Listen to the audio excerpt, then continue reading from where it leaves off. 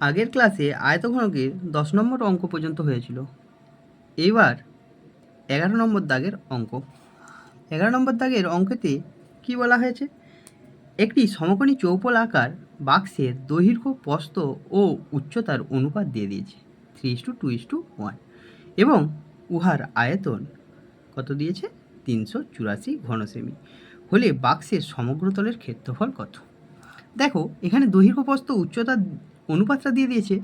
আমরা একটা ধ্রুবক পদ গুণ করে ধরে নেব যে দৈর্ঘ্য কত, প্রস্থ কত, উচ্চতা কত। ধরিলাম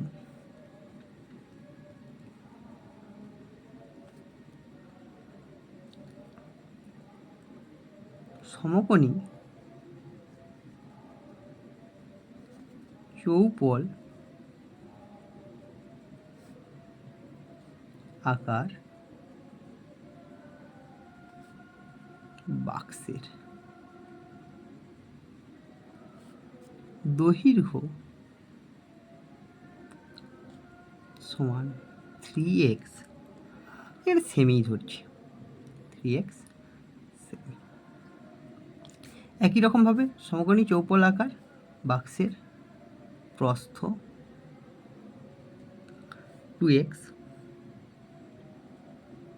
সেমি এবং সমকোণী চৌপল আকার বাক্সের উচ্চতা কত দিচ্ছে? x semi. তাহলে আমরা সমকোণীর চৌপলাকার বাক্সের আয়তনের সূত্র কী হয়? সমকোণী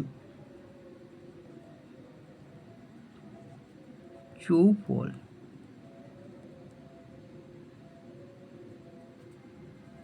আকার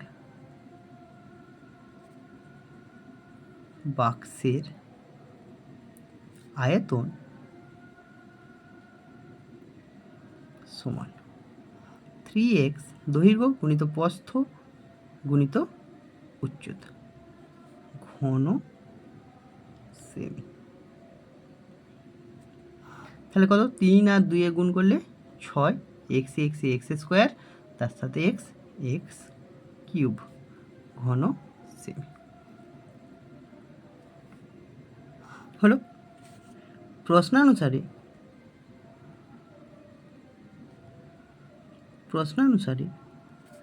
6x কিউব সমান এখানে কত দিয়েছে?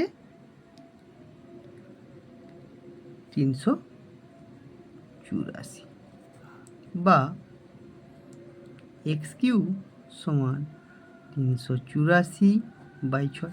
এদিকে 6 গুণ ছিল, এই পাশে আসছে ভাগ হয়েছে। 6 দিয়ে কাটলে 6 6 36, হাতে রইল 2, 4 6 24, 64 সমান x কিউব। উভয় পক্ষে কিউব রুট নিলে কি আসবে? x সমান 4 আসবে। x সমান কত আসলো? 4 আসলো। অতএব সমকোণী চৌপল আকার বাক্সের দৈর্ঘ্য 3x ছিল, 3 গুণিত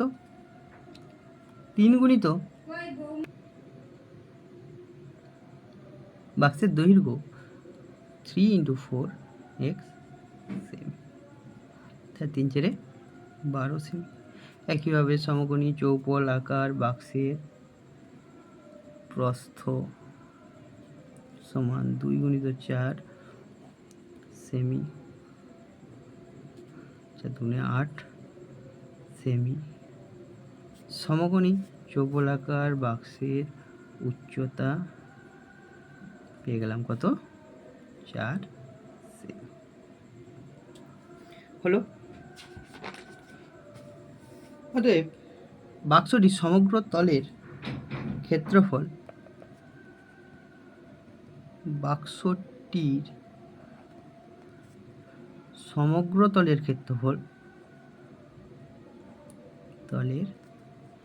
ক্ষেত্রফল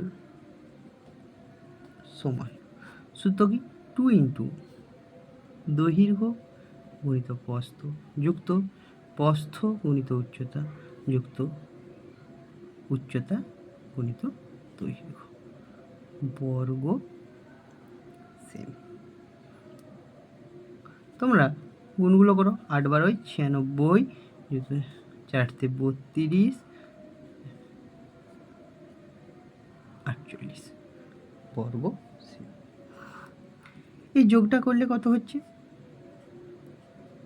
যোগটা করে নাও, 176 বর্গ সেমি। গুণ করলে 12, হাতে রইল 1, 17, 34, 35 বর্গ সেমি।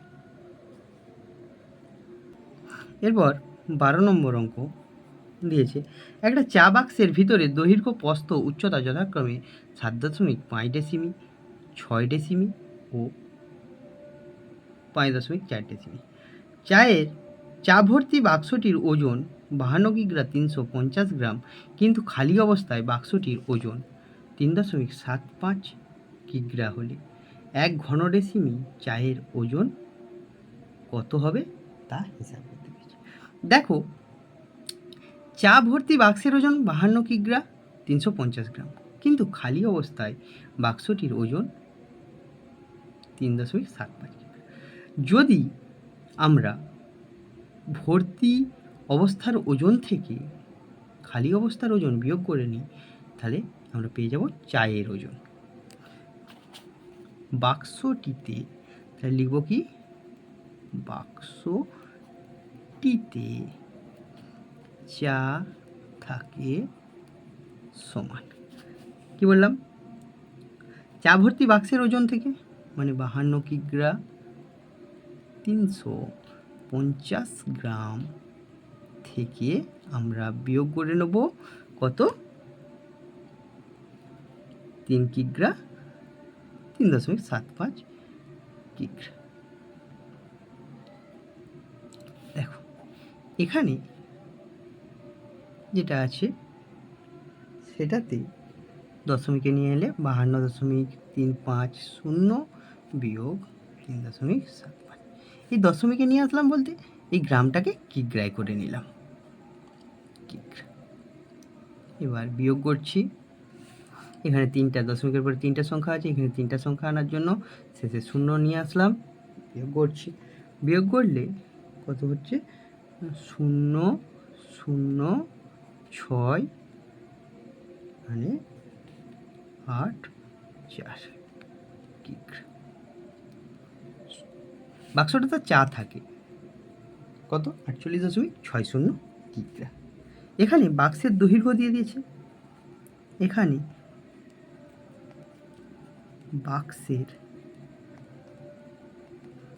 ভিতর দিকের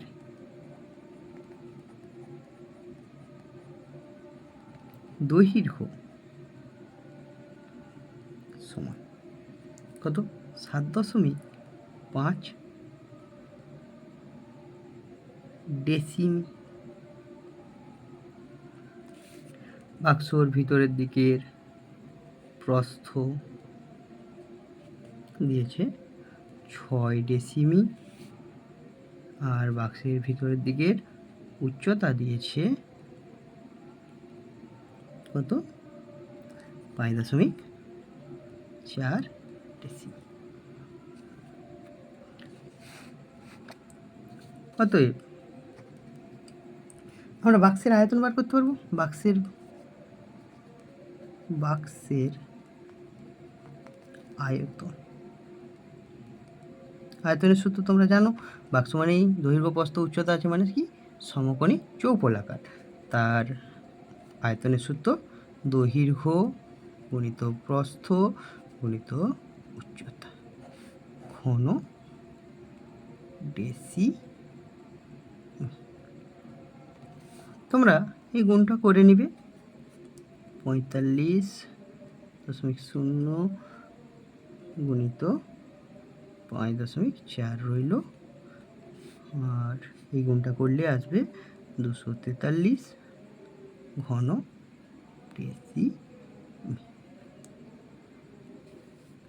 আচ্ছা, 243 ঘন ডেসিমি এসেছে। 243 ঘন ডেসিমি আয়তনটার অর্থই এর মধ্যে 243 ঘন ডেসিমি চা আছে। তাহলে 243 ঘন ডেসিমি চায়ের ওজন কত? 48.600 কিগ্রা। তাহলে 1 ঘন ডেসিমিতে বার করব। তাহলে লিখব কি? 243 ঘন ডেসিমি চায়ের ওজন কত? 48.60 কিগ্রা। 1 ঘন ডেসিমি বার 48.600, 1 মানে কমছে, 243 কিগ্রা। আচ্ছা, এই দশমিকের পরে দুটো শূন্য কোনো দাম নেই, তাই লিখলাম না। 48, এই দশমিকের পরে একটা সংখ্যা, তাই একটা শূন্য নিলাম। 243 দিয়ে এটাকে কাটলে 2 কত আসছে? 2 10 কিগ্রা। 2 10 কিগ্রা। কিগ্রাটাকে যদি আমরা গ্রামে নিয়ে আসি, 1000 দিয়ে গুণ করতে হয়। গ্রাম, 200 গ্রাম। তাহলে আমরা লিখতে পারি প্রতি ঘন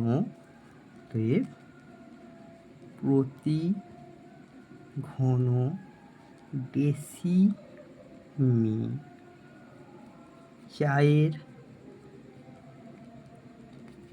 ওজন কত বেরালো? 200 গ্রাম।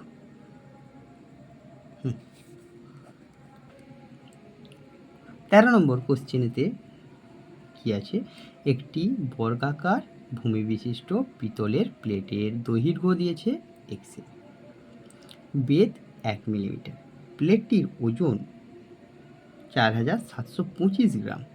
যদি 1 ঘন সেমি পিতলের ওজন 8.4 গ্রাম হয়, তাহলে এক্সের মান কত হবে হিসাব করতে বলেছে।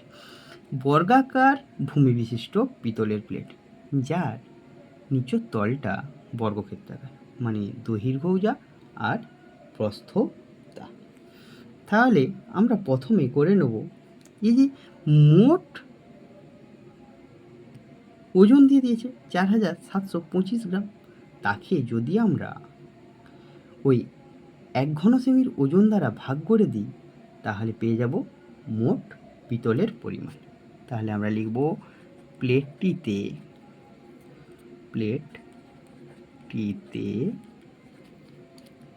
মোট পিতল আছে সমান, মোট ওজনটা কত? 4725 বাই ভাগ করছি কত দিয়ে? 8.4। এককটা চলে আসবে ঘন সেমি। এককটা চলে আসবে ঘন সেমি। আসলো? দেখো, দশমিক তুললাম, দশমিকের পরে একটা সংখ্যা, তার জন্য একের পিঠে আমরা কাটাকাটি করব। কাটাকাটি করলে দেখো, 7 দিয়ে যদি কাটি, 7 একে 7, 12 আসছে। 7 দিয়ে কাটলে 42, 6, 7, 5 আসছে। আচ্ছা, এটা আমরা যদি 3 দিয়ে কাটি, আসবে 4, 3 দিয়ে কাটলে এটা আসবে 2, 2, 5, এটা 2, এটা কাটলে 5। তাহলে উপরে আসছে 225 গুণিত 5, নিচে 2 ঘন সেমি। এটা গুণ করে নেব, গুণ করলে আসছে 1125/2 ঘন সেমি। এবার দেখো, এখানে দেয়া আছে প্লেটের ভূমিতলের দৈর্ঘ্য দিয়ে দিয়েছে। তাহলে লিখে নিচ্ছি, প্লেটের ভূমিতলের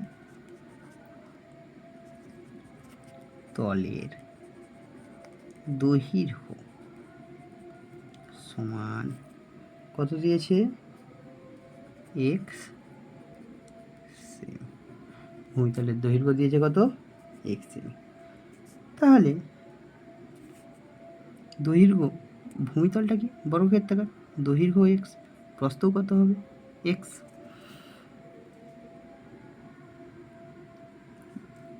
এবং প্লেটটার বেধ, বেধ মানে মোটা বা উচ্চতাটা যেটা আছে, বেধ অর্থাৎ তোমরা লিখবে উচ্চতা সমান কি হবে? 1 মিলিমিটার দিয়েছে। দেখো মিলিমিটার দিয়েছে। তাহলে এই যে 1 মিলিমিটার রয়েছে, এটাকে আমরা সেন্টিমিটারে নিয়ে চলে আসবো। 10 দিয়ে ভাগ করতে হয়, তাই 1 ঘর দশমিক বিন্দু সরলো, এসে আসলো সেমি। এবার আমরা লিখে নেব বর্গাকার ভূমি তল বিশিষ্ট প্লেটের আয়তন, প্লেটের আয়তন সমান কত হবে? দৈর্ঘ্য বর্গাকার মানে যে প্রস্থটাও কী হবে? এক্স ইন্টু উচ্চতা ঘন সেমি, ঘন সেমি। তাহলে এখানে আসবে 0.1 গুণিত এক্স স্কোয়ার ঘন সেমি। দেখো কিছুক্ষণ আগে আমরা বার করে রেখেছি আয়তন, পিতলের আয়তন বার করে রেখেছি, সেটার সাথে এটা কি করব? সমান করে দেব। সেটা বেরিয়েছিল 1125/2। তাহলে এই দশমিক তুলে নিলে কী হয়? 1-এর 10 হয়। তাহলে 10 নিচে আছে মানে এ পাশে আসলে 10টা উপরে উঠবে, গুণিত 10/2। এটাতে কাটলে 5। তাহলে এক্স স্কোয়ার সমান আমরা লিখতে পারি 1125 গুণিত 5। দেখো আমরা গুণটা করব না, বর্গমূল করব। এক্স সমান কত আসবে? √1 1125। এবার আমরা এটা ভেঙে নেব। মৌলিক উৎপাদকে ছোটোবেলাতে শিখেছো, মৌলিক উৎপাদক ভাঙলে 3 গুণিত 3 দিয়ে ভাঙলে 3 গুণিত 3 গুণিত 5 গুণিত 5 গুণিত 5। আর এখানে একটা 5 ছিল, সে 5টা বর্গমূল করছি মানে দুটোর জন্য একটা বেরোবে 3, এখানে একটা 5, একটা 5, 5 5 25, 3 25 75। তাহলে আমরা এক্স সমান কত পেলাম? 75। এক্স সমান তাহলে আমরা পেলাম 75। এটাই বার করতে দিয়েছে। অতএব নির্ণেয় এক্স এর মান 75 সেমি। 14 নম্বর অঙ্ক, চাঁদমারি রাস্তাটি উঁচু করতে হবে, তাই রাস্তার দুপাশে 30টি সমান গভীর ও সমান মাপের আয়তঘনকার গর্ত খুঁড়ে সেই মাটি দিয়ে রাস্তা উঁচু করা হয়েছে।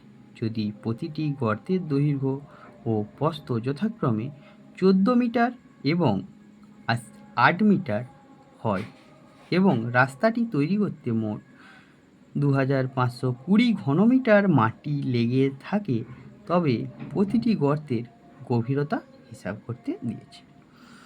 এখানে দেখো তোমরা গর্তের দৈর্ঘ্য দিয়ে দিয়েছে, প্রস্থ দিয়ে দিয়েছে। তাহলে আমরা কি করব? গভীরতাটা ধরে নেব। এই যে প্রতিটা গর্ত থেকে যে মাটিটা তোলা হবে, সেই মাটিটাই ফেলা হবে রাস্তার উপর। তাহলে প্রতিটা গর্তের আমরা আয়তন বার করে নেওয়া মানে কি? প্রতিটা গর্তের থেকে মাটি পেয়ে যাব। গর্তের সংখ্যা দিয়ে দিয়েছে তাকে 30টা গর্ত দিয়েছে, 30 দিয়ে গুণ করে দিলাম, যে আয়তনটা পাবো সেটাই হবে মোট মাটির আয়তন। তাহলে চলো অঙ্কটা করে দেখি। প্রতিটি গর্তের দৈর্ঘ্য সমান 14 মিটার। আচ্ছা, প্রতিটি গর্তের প্রস্থ কত? 8 মিটার। 8 মিটার ধরিলাম প্রতিটি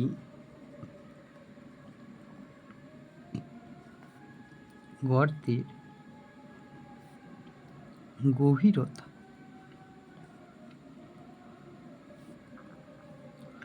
8 মিটার। তাহলে এই যে গর্তগুলো, এগুলো তো সমকোণী চৌকোলাকার, তাহলে প্রতিটা গর্তের থেকে কতটা মাটি তোলা হবে তার আয়তনের সমান। তাহলে আমরা লিখব অতএব প্রতিটি গর্তের থেকে মাটি তোলা যাবে সমান কত? দেখো, দৈর্ঘ্য গুণিত প্রস্থ গুণিত উচ্চতা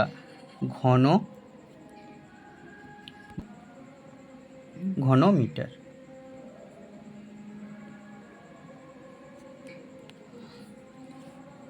অতএব 30টি গর্ত থেকে মোট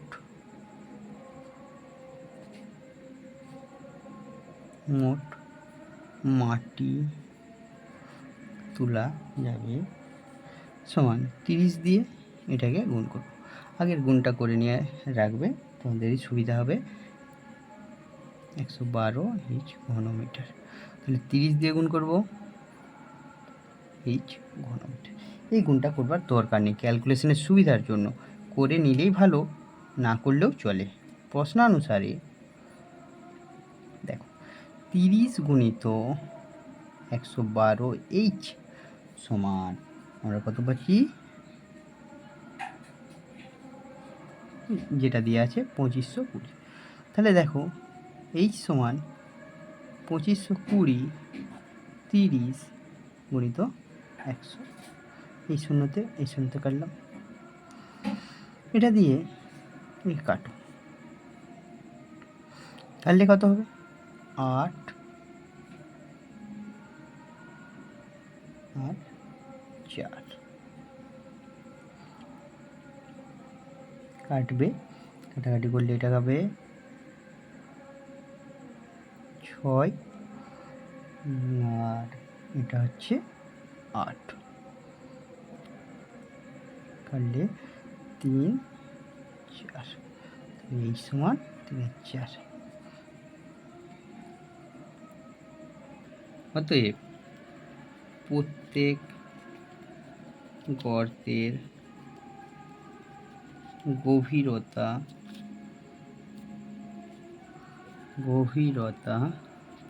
সমান 3 4, ধরেছিলাম মিটার, তাই 3 4 মিটার। 4 মিটার, মিটারকে আমরা কিসে নিয়ে চলে যাব? সেন্টিমিটার। মিটারকে সেন্টিমিটার নিয়ে গেলে 100 দিয়ে গুণ করতে হয়, গুণ করলাম 4 দিয়ে কাটো, 25, 25 এ 75